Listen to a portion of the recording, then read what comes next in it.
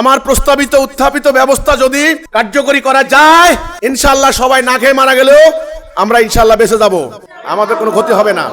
যত সংকট হোক, 18 কোটি যদি একটা হাত হয়, সব সম্ভব না?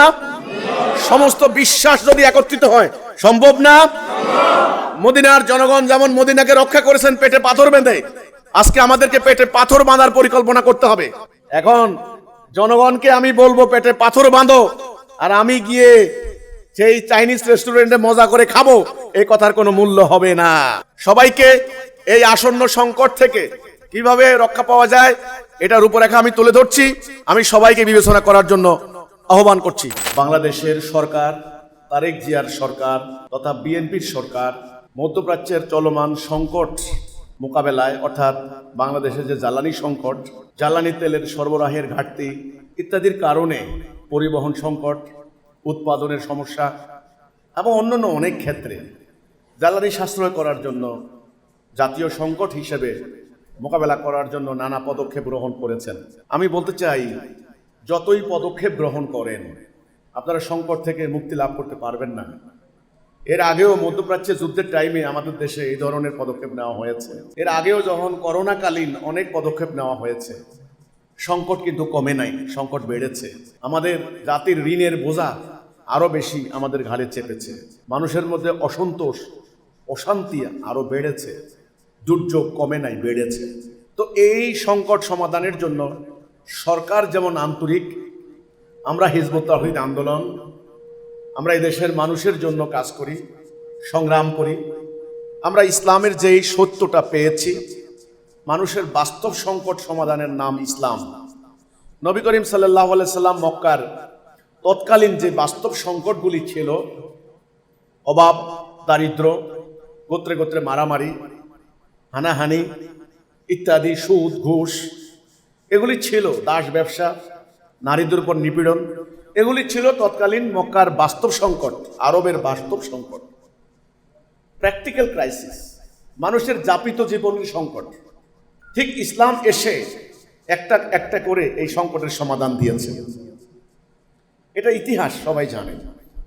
আজকে ধর্মের কথা বললে মনে হয় শুধু পরকালের বয়ান, ধর্মের কথা খালি সওয়াবের বয়ান, ধর্মের কথা হবে খালি মসজিদে মাদ্রাসায়, ধর্মের বয়ান শোনাবেন মোল্লা মুন্সিরা, এ ধরনের একটা কনসেপ্ট চলছে। আমি সরকারকে বলতে চাই, না, আমরা ইসলামের বাস্তব ভিত্তিক একটা রূপরেখা লাভ করেছি আল্লাহর পক্ষ থেকে, আমাদের আন্দোলনের প্রতিষ্ঠাতা মহামান্য ইমামুজ্জামানের মাধ্যমে। আমরা বলতে চাই, আমার ইসলাম দ্বীনুল হক, মানুষের বাস্তব সংকট সমাধানের একটা প্রক্রিয়া, কাল্পনিক কোনো গালগল্প নয়, এটা অবাস্তব অবৈজ্ঞানিক কোনো বিশ্বাসের সমষ্টি নয়, এটা হলো চলমান সংকট সমাধানের বাস্তব প্রক্রিয়া। সেটা কিভাবে সম্ভব সেটা আমি তুলে ধরেছি। আজকে মধ্যপ্রাচ্যের এই সংকটের অভিঘাতে এটা ইম্প্যাক্ট আমাদের দেশে পড়েছে। আজকে আমাদের এখানে তেলের দাম, তেল তো পাওয়াই যাবে না কয়দিন পর, যতই আপনি হিসাব নিকাশ করেন না কেন, একটার পর একটা মিসাইল হামলা করে, বোমা হামলা করে ধ্বংস করে দিচ্ছে মানুষের তেল সম্পদ। এটা ইরানের নয়, এই তেল আমাদেরও সম্পদ, মানব জাতির সম্পদ। ইরান পাল্টা হামলা করে সৌদি আরবের তেল ধ্বংস করে দিচ্ছে। আমেরিকার ক্ষতি হচ্ছে না, আমাদেরই ক্ষতি হচ্ছে। আমেরিকায় 100 বছরের রিজার্ভ করে রেখেছে, আমরা কিন্তু 3 মাসের রিজার্ভ করতে পারিনি, আমাদের ব্যর্থতা। কাজেই এই সংকট সরকারের কেবল একার সংকট নয়, এটা আমাদেরও সংকট, আমাদেরও জীবনযাত্রাকে প্রভাবিত করবে, উৎপাদনকে ব্যাহত করবে, বেকারত্ব বাড়বে, নানান সংকট সৃষ্টি হবে, বৈদেশিক রেমিটেন্সের প্রবাহ কমে যাবে, স্বাভাবিক কথা। এখন এইটার সমাধানের আমি কি প্রস্তাব করছি, আমার প্রস্তাবটা বিবেচনা করার জন্য আমি সরকারকে অনুরোধ করব। নাম্বার 1, যে কোনো সংকট আসলে সেটা একটা পরিবার হোক, রাষ্ট্র হোক, সর্বপ্রথম ওই পরিবারের প্রত্যেকটা সদস্যকে ঐক্যবদ্ধ হয়ে যেতে হয়, ঐক্যবদ্ধ হয়ে সেটা মোকাবেলা করতে হয়। শত্রুর হামলা হোক আর শত্রুর হামলার কারণে যে কোনো অর্থনৈতিক সংকট হোক, সংকট সংকটই, সংকটের নানান চেহারা, নানান রূপ। কাজে যে কোনো সংকট মোকাবেলা করতে গেলে সর্বপ্রথম দরকার জাতীয় ঐক্য। ঐক্য ছাড়া পারবেন না। ঐক্য খালি মুখে মুখে না, বাস্তবে ঐক্যবদ্ধতা। এখন ঐক্যবদ্ধ হওয়ার জন্য একটা আদর্শ লাগে, আদর্শ দ্বারা ঐক্যবদ্ধ হওয়া যায় না। আমি হাঁটার জন্য একটা রাস্তা যেমন লাগে, একটা রাষ্ট্রকে চলার জন্য একটা আদর্শ লাগে। দুর্ভাগ্য আমরা এ পর্যন্ত কোনো আদর্শ পাইনি। আমাদেরকে গণতন্ত্র নামক একটা বাজে ধারণা দেওয়া হয়েছে, এটার আসলে কোনো বাস্তব কোনো প্রায়োগিক দিক নাই। খালি নির্বাচনটাই গণতন্ত্র, আর কিছু না। কাজেই একটা আদর্শ লাগবে। প্রথমে ঐক্য, এই ঐক্যবদ্ধ করার জন্য আমি একটা আদর্শের প্রস্তাব করছি, সেটা হচ্ছে এই আল্লাহর দেওয়া জীবন ব্যবস্থা। এটাকে আমরা সবাই মেনে নেব। নাম্বার 1, ঐক্যবদ্ধ হলে কি হবে? আমাদের সমস্ত সম্পদ, আমাদের সমস্ত অ্যাসেট, একেবারে হাঁস মুরগি থেকে শুরু করে ব্যাংকে জমানো 5,000 কোটি টাকা পর্যন্ত, ইন্ডাস্ট্রিয়ালিস্ট, শিল্পপতি, মেগা প্রজেক্টের মালিক যারা, তাদের সহ একেবারে 1 ডিসিম জমির মালিক, সকলের সম্পদ একটা নির্দিষ্ট দিকে পরিচালিত হবে। 1 নাম্বার। 2 নাম্বার, এই জাতির মধ্যে এখন যে নানামুখী আদর্শিক ডিভিশন, এগুলাকে বন্ধ করতে হবে। 3 নাম্বার, আমরা যদি মোমেনের সংজ্ঞা পূরণ করতে পারি, জান এবং মাল দেওয়া, তখন আমাদের ভেতরে একটা আধ্যাত্মিক পরিবর্তন আসবে। আমাদের জাতির যিনি নেতা হবেন, তিনি আল্লাহর পক্ষ থেকে আল্লাহর হুকুম মোতাবেক যদি জাতিকে পরিচালিত করেন, তখন জাতির যিনি পরিচালক তার উপরে একটা আস্থা, বিশ্বাস, একটা ট্রাস্ট, একটা ফেইথ তারা জন্ম নিবে। তখন তিনি যেই হুকুম দিবেন সেই হুকুমের আনুগত্য জাতি করবে, নাইলে কিন্তু করবে না। 4 নাম্বার, জাতির যারা পরিচালক, আপনারা বলেন সরকারের কৃচ্ছতা সাধন ইত্যাদি ইত্যাদি, জনগণকে বলে কোনো লাভ হবে না। জনগণ তখনই মানবেন জাতির পরিচালকরা যদি মানে। জাতির যারা পরিচালনায় আছেন, ধরেন সামরিক বাহিনী, বেসামরিক আমলা, মন্ত্রী পরিষদ, এমপি, এইভাবে যারা মানে প্রধান যারা ব্যবসায়ী এলিট যারা, অর্থাৎ জাতিকে যারা বিভিন্ন জায়গায় পরিচালিত করেন, সাধারণ জনগণ কিন্তু আপনাদেরকে অনুসরণ করে। এখন আপনারা যদি, আমি এখানে একটা কথা বলি, যাদের ঘি খাওয়ার অভ্যাস, তারা কিন্তু ঘি বাদ দিয়ে পান্তা ভাত খাবে না। এটা অত্যন্ত কঠিন কাজ। ঘি একটা ভোগবাদী জীবন ব্যবস্থার একটা অনুষঙ্গ। ঘি খাইতে খাইতে এমন একটা অভ্যাস হয়, আপনি প্রয়োজনে ঘুষ খাবেন, চুরি করবেন, তারপরে ঘি খাইতে হবে আপনাকে। এই জন্য কথাটা আমি এই জন্য বললাম যে জাতির সংকট মোকাবেলা করতে হলে 4 নাম্বার আমি প্রস্তাব দিয়েছি, জাতির যারা পরিচালনার জায়গায় আছেন, আমি সেখানে বলবো ডিসি, এসপি, মন্ত্রী, এমপি, সচিবালয়ের কর্মকর্তা, বিভিন্ন কর্পোরেট সেক্টরের গুরুত্বপূর্ণ ব্যক্তিবর্গ, বৈদেশিক মিশনে যারা আছেন, এরা সবাই, এদের জীবন যাত্রা কেমন? এদের জীবন যাত্রা যদি বিলাসবহুল হয়, বিলাসী হয়, আর জনগণকে যদি বলে যে আপনারা কৃচ্ছতা সাধন করেন, সংযম অবলম্বন করেন, জনগণ কিন্তু মানবে না। তাহলে আপনাদেরকে কন্ট্রোল করতে হবে। 5 নাম্বার, আমাদের যাদের বৈদেশিক রেমিটেন্স, একটা টাকা কোনো দিকে যেন না যায়, সেটার আস্থা বিশ্বাস ঠিক করতে হবে যে বিদেশি লোকদের টাকা, বাংলাদেশের একটা টাকাও যেন নষ্ট না হয়, তছরূপ না হয়। তাদের এই কষ্টার্জিত অর্থ প্রতিটা মানে একটা টাকা কানাকড়ি পর্যন্ত ওদের কাজে লাগতে হবে। অর্থ পাচার চিরদিনের জন্য বন্ধ করতে হবে, একটা টাকাও যেন বিদেশে যেতে না পারে। যারা বিদেশের টাকা পাচার করবে তাদেরকে সুনির্দিষ্টভাবে ফাইন্ড আউট করে একেবারে বাংলাদেশ থেকে তাদেরকে বের করে দেওয়ার ব্যবস্থা করতে হবে। এটা হলো কথাটা। মানে একটার পর একটা নালে কিন্তু হবে না, কারণ জাতির বাঁচা মরার প্রশ্ন। তারপরে আসেন এবার গ্রামীণ অর্থনীতিকে উন্নত করতে হবে। এমনি হবে না। প্রতিটা ইঞ্চি মাটিকে উৎপাদনের উন্নয়নের আওতা আনতে হবে, উৎপাদনযোগ্য মাটিকে। কোনো একটা জলমহল, ডোবা, নালা, বিল, খাল মৎস্য উৎপাদনের বাহিরে রাখা যাবে না। প্রতিটা বাড়িকে ছোট্ট ছোট্ট খামারে পরিণত করতে হবে। সেটার জন্য আপনারা ঋণ দিবেন না, আমরা জানি কৃষকদেরকে ঋণ দেয় না। কৃষকদেরকে 5,000 টাকা ঋণ দিয়ে হিসাব করে 30,000 টাকা সুদে আসলে পরে হালের বলদ নিয়ে জায়গা। কিন্তু কৃষকদের এই ঋণ দেওয়ার লোক হবে, ইনশাল্লাহ হবে। সেই ধরনের সমবায় ভিত্তিক ব্যবস্থা নিতে হবে। তাহলে এটা হলো কৃষি ভিত্তিক একটা উদ্যোগ। এবার শিল্প ভিত্তিক উদ্যোগ আমি কিন্তু প্রস্তাব দিচ্ছি, দেখেন এটা আপনাদের পছন্দ হয় কিনা। আচ্ছা, ক্ষুদ্র শিল্প, স্মল ইন্ডাস্ট্রি যেটা, সেটাকে এখন থেকে প্রত্যেকটা লোককে উৎসাহিত করতে হবে। ওই যে রুই কাতলারা ওদের পুঁজি মেরে দিবে এই সুযোগ করা যাবে না। এবার আসেন হিজবুত তাওহীদ এই পরিকল্পনা কি করছে, হিজবুত তাওহীদের প্ল্যানটা কি, এটা আমি সরকারকে প্রস্তাব দিচ্ছি, দেখেন আপনাদের পছন্দ হয় কিনা। নাম্বার 1, আমরা সিদ্ধান্ত নিয়েছি আমাদের কোনো সদস্য বেকার থাকবে না, কোনো না কোনো উৎপাদনের সঙ্গে সম্পৃক্ত হবে। এখন উৎপাদিত পণ্য আমরা কি করব? আমরা সিদ্ধান্ত নিয়েছি নিজেদের উৎপাদিত পণ্য আমরা নিজেরাই ভোগ করব। এই দেশের সরকার যদি এটা নিশ্চিত করতে পারেন বাংলাদেশের যা উৎপাদন হবে উৎপাদিত পণ্য আমরা নিজেরা ভোগ করব। নাম্বার 2, নাম্বার 3, আমাদের পণ্যগুলি এমন কোয়ালিটি সম্পন্ন হবে যেন আমরা ভোগ করার পরে অন্যরা আমাদেরকে সহজভাবে নিতে পারে। এখানে 2 নাম্বারই, ওই চিংড়ি মাছ দিবেন, চিংড়ি মাছের মাথার ভিতরে আপনি সাগু ঢুকাই দিবেন, হবে না, হবে না, পেরেক দিয়ে দিবেন, হবে না, 2 নাম্বারই করলে হবে না। তাহলে ইসলামের যে বাণিজ্য নীতি, ইসলামের যে অর্থনীতি সেটা ফলো করতে হবে। তারপরে কি, অর্থাৎ নিজেদের পণ্য নিজেরা ভোগ করব, এটা প্রথমে আগে। কোনো ফ্যামিলি বাহিরের বিদেশি অন্য দেশের কোনো পণ্য ভোগ করা যাবে না, ভোগবাদী জীবন থেকে বেরিয়ে আসতে হবে। হ্যাঁ, ওরা ওপেন মার্কেট পলিসি দিয়েছে, ওপেন মার্কেট পলিসি তো দেবেই।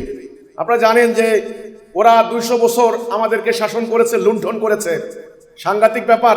সেই 1600 সাল থেকে 1600, 1700, 1800, 1900, 1950-এর 44-এর পর থেকে এটা স্বাধীনতা হলো। কিছু কিছু রাষ্ট্র তারা দক্ষিণ আমেরিকা শোষণ করেছে, আফ্রিকা শোষণ করেছে, এরা এশিয়া শোষণ করেছে, ইউরোপে বিশাল বিশাল ইন্ডাস্ট্রি বসিয়েছে, কারখানা বসিয়েছে, হেভি ইন্ডাস্ট্রি।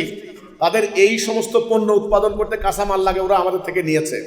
কোটি কোটি প্রকারের পণ্য মানে আইটেম বের হচ্ছে। কাজেই তাদের উৎপাদনের মাত্রা, তাদের মান, তাদের কোয়ালিটি আমরা মেনটেন করতে পারবো না। এই জন্য তারা ওপেন মার্কেট পলিসি দিয়ে দিছে। ওরা জানে এত বড় হেভি ইন্ডাস্ট্রি আমাদের মতো বাংলাদেশ দিতে পারবে না, কাজে আমার পণ্য ওরা নিতে বাধ্য হবে।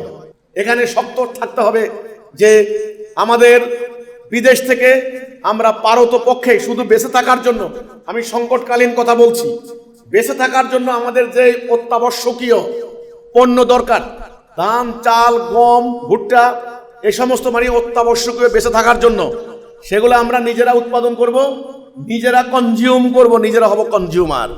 বাহিরের থেকে যে সমস্ত পণ্য আমদানি করতে গেলে বৈদেশিক রেমিটেন্সের দরকার, আপাতত সেগুলা বন্ধ করতে করতে একেবারেই না পারতে না, যেমন ঔষধ সামগ্রী, জীবন ধারণের জন্য গুরুত্বপূর্ণ সেগুলা হতে পারে, সেগুলা ভিন্ন কথা, সেটা বেশি টাকা লাগবে না। 3 নাম্বার, বাহিরের অর্থ ভেতরে আসবে, ভেতরের অর্থ বাহিরে যেতে দেব না। কারণ ভেতরের অর্থ বাহিরে গেলে দাম কমে যাচ্ছে, $1 130 টাকা নষ্ট হয়ে যাচ্ছে। কারণ আমদানি করতে গেলে আমদানি নির্ভরতা কমাতে হবে। আমি এই পলিসিগুলি হিজবুত তাওহীদ আন্দোলনের মধ্যে দিচ্ছি। সেটা কিভাবে? 1 নাম্বার, পুরো হিজবুত তাওহীদ ওরা আমার কথা শুনে। আমি যখন বলি তোমরা এই বছর চালের দাম বেশি, চিকন চাল, ওই যে কাটিং রাইস, এটা খাবে না, একটু কষ্ট হবে আর কি ভাই। সেনাবাহিনী সদস্যদেরকে মোটা কাপড়, মোটা ভাত খাওয়ায়, ওরা কি বাঁচে না? ওরা বরং আরো শক্তিমান। তো তাহলে কাটিং রাইস খাইবা না? রাইস মানে চালের যে মূল উপরের যে অংশ, মূল খাদ্য প্রাণ, ওটা নষ্ট হয়ে যায়, যে কারণে ক্যান্সার হয়। কাজে আমি যখন হিজবুত তাওহীদকে এই নির্দেশ দেই যে তোমরা এই চাল খাও, এর বাহিরে যাবে না, তারা বলে আমাদের ইমাম বলছেন তাহলে আমরা খেতে হবে। এটা আমাদেরকে ধর্মীয় অনুপ্রেরণা, এটা শিক্ষা দিতে হবে, ইমামের আদেশ মানতে হবে। ওরা জানে আমাদের ইমাম আমাদের কল্যাণে কাজ করছেন। যেমন ধরো এবারের ঈদে তোমরা যতগুলি তোমাদের মানে পণ্য দরকার তোমরা বলবা, আমরা উৎপাদন করব, আমরা সেটা ভোগ করব। তাহলে আমাদের উৎপাদিত পণ্য ভেজাল হবে না, 2 নাম্বার হবে না, এবং সস্তা রেটে উন্নত মান নির্ণয় করে আমরা সেগুলো দেব। তো এই কারণে আমাদের হিজবুত তাওহীদের সদস্য যারা আছেন তারা কিন্তু আপনারা দেখবেন কেউ কিন্তু ভিক্ষা করে না, কেউ কিন্তু অর্থ পাচার করে না, কেউ কিন্তু ঋণের জ্বালায় আত্মহত্যা করতে যেতে হয়নি। হ্যাঁ, ঋণগ্রস্ত হয়েছে অনেকে, আমরা চেষ্টা করছি তার কর্মসংস্থান সৃষ্টির মাধ্যমে তাকে ঋণ থেকে মুক্ত করতে। আমি এই সরকারের প্রতি এখানে অনেক লম্বা কথা, বিস্তারিত কথা, সংক্ষেপে শুধু এটুকু বলতে চাই, জ্বালানি সংকট কেবল পরিবহনের সংকট নয়, জ্বালানি সংকট আমাদের উৎপাদনের মধ্যে প্রভাব পড়বে, জ্বালানি সংকট আমাদের আমদানির উপরে প্রভাব পড়বে, জ্বালানি সংকট আমাদের পণ্যের দাম বাড়িয়ে দিবে, নিত্য প্রয়োজনীয় পণ্যের দাম বেড়ে যাবে। জ্বালানি সংকটের কারণে জায়গায় জায়গায় বিভিন্ন জায়গায় হামলা মারামারি সংঘাত সৃষ্টি হবে, বেকারত্ব বাড়বে, কর্মসংস্থান কমে যাবে, বৈদেশিক রেমিটেন্স কমে যাবে। এই অবস্থায় সমগ্র জাতি একটা নির্দিষ্ট লক্ষ্যের দিকে বেঁচে থাকার জন্য মাটির উপরের সম্পদ, মাটির নিচের সম্পদ এবং উৎপাদিত নিজেদের পরিশ্রম করে যেটা অর্জন করব, সেগুলি জাতির সামগ্রিক কল্যাণে ব্যয় করব। আমি সরকারের কাছে এই প্রস্তাব রাখছি, হিজবুত তাওহীদ যে প্রস্তাব দিচ্ছে, আল্লাহর সত্য দিন দ্বারা অনুপ্রাণিত করে আদর্শিকভাবে পুরো জাতিটাকে যদি অনুপ্রাণিত করতে পারি, আমি যদি প্রত্যেকটা থানায় এলাকায় মানুষকে এভাবে ব্যাপারটা বুঝাতে পারি, বলতে পারি, ইনশাল্লাহ আমি লিখে দেব বাংলাদেশ থেকে কোনো একটা টাকা বিদেশে কেউ পাচার করবে না ইনশাল্লাহ।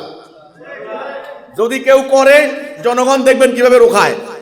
এরপরে একটা টাকা বিদেশি ভাইদের কষ্টার্জিত অর্থ দেশের মধ্যে ঢুকবে, তারা অন্যদিকে পাঠাবে না, অন্যদিকে বিনিয়োগ করবে না, তখন আমরা সচ্ছল হব। এখানে একটা সাংঘাতিক কথা বলবো, পুঁজিবাদী অর্থনীতি বন্ধ করতে হবে, সুদ বন্ধ করতে হবে। ব্যাংকের মধ্যে বিভিন্ন লগ্নিকারী প্রতিষ্ঠান হাজার হাজার কোটি টাকা অলস পড়ে আছে, এগুলো আনপ্রোডাক্টিভ, এটা সুদ খাচ্ছে বসে বসে। এটাই হলো অর্থনীতির মূল সমস্যা। আমার প্রস্তাবনার শেষ বক্তব্য, অর্থনীতিকে প্রচন্ড গতিশীল করতে হবে, প্রচন্ড ডায়নামিক করতে হবে। 1 টাকার একটা নোট সকাল থেকে সন্ধ্যা পর্যন্ত যদি 10 জনের হাত বদলায়, একজন উপকৃত হবে। আর যদি এটা পড়ে থাকে, জমা থাকে, ছেঁড়া কাগজ ছাড়া কোনো মূল্য নেই। তাহলে এই সুদ ভিত্তিক পুঁজিবাদী ক্যাপিটালিজম এটাকে বন্ধ করতে হবে। বন্ধ করে এমন অর্থ ব্যবস্থা ঠিক করতে হবে, সম্পদ দ্রুত যেন হাত বদলায়। কেউ দান করবেন, কেউ বিনিয়োগ করবেন, আপনার কেউ অর্থকে লগ্নি করবেন, নানানভাবে কেউ উৎপাদন করবেন, কেউ ব্যবসা করবেন, ছোট ব্যবসা, মাঝারি ব্যবসা, বড় ব্যবসা। ব্যবসায়ীদের জন্য এমন একটি পরিবেশ সৃষ্টি করতে হবে, তারা দোকান খুলে বাসায় চলে যাবে, কোনো পণ্য হারানোর ভয় নাই। স্বর্ণের দোকান খুলে চলে যাবে, ডাকাতি করার কোনো ভয় নাই, কারো টাকা মেরে পালিয়ে যাবে, এই ধরনের কোনো সিস্টেম থাকবে না। তাহলে আমি যেটা বললাম, এটা হলো আমার প্রস্তাবনা। এই নিরাপত্তা কিভাবে কায়েম করতে পারেন সেটা, যেমন আমি এই বক্তব্য দিচ্ছি, এখন কারেন্ট চলে গেছে, অন্ধকারের মধ্যে আমাকে কথা বলতে হবে। এখন থেকে এটা অভ্যেস করতে হবে, সব সময় কারেন্ট থাকবে না, সব সময় গ্যাস থাকবে না। যেমন আমার এলাকায় আমরা গরুর খামার দিয়েছি, আমরা গোবর থেকে আমরা গ্যাস উৎপাদন করি, এখানে শত পরিবারকে আমরা গ্যাস দিচ্ছি, গ্যাস থেকে আমরা বিদ্যুৎ উৎপাদনের কথা চিন্তা করছি। কাজেই এখন কিন্তু কারেন্ট চলে গেছে, অন্ধকার, আমাকে কথা বলতে হবে। তো আমাদেরকে আস্তে আস্তে পুরো পরিবেশটাকে রপ্ত করতে হবে, ভোগবাদী জীবন ব্যবস্থা বাদ দিতে হবে, সুদভিত্তিক পুঁজিবাদী অর্থ ব্যবস্থা থেকে বেরিয়ে আসতে হবে। এখন এটা কিভাবে সম্ভব? জনগণকে সঠিক আদর্শ দ্বারা দেশপ্রেমের চেতনায় উদ্দীপ্ত করার জন্য আমার কাছে একটা পলিসি আছে। সেই পলিসি আমি জাতির সামনে তুলে ধরতে চাই। এই সংকটে আমরা বাঁচতে চাই, জনগণকে বাঁচাতে চাই। এই ব্যাপারে আমার কোনো রাজনৈতিক স্বার্থ নাই, আমাকে কোনো মন্ত্রী মিনিস্টারের পদ দিতে হবে না। সরকারের কাছে আমি এই আহ্বান করব, আমার প্রস্তাবনা আপনারা বিবেচনা করুন। আমি আপনাদের যারা পলিসি মেকিং এ আছেন তাদের সঙ্গে বসে মত বিনিময় করে ইনশাআল্লাহ আমি হলফ করে বলতে পারি, আমার প্রস্তাবিত উত্থাপিত ব্যবস্থা যদি কার্যকরী করা যায়, ইনশাআল্লাহ সবাই না খেয়ে মারা গেলেও আমরা ইনশাআল্লাহ বেঁচে যাব, আমাদের কোনো ক্ষতি হবে না। যত সংকট হোক, 18 কোটি যদি একটা হাত হয়, সব সম্ভব না? সমস্ত বিশ্বাস যদি একত্রিত হয়, সম্ভব না? মদিনার জনগণ যেমন মদিনাকে রক্ষা করেছেন পেটে পাথর বেঁধে, আজকে আমাদেরকে পেটে পাথর বাঁধার পরিকল্পনা করতে হবে।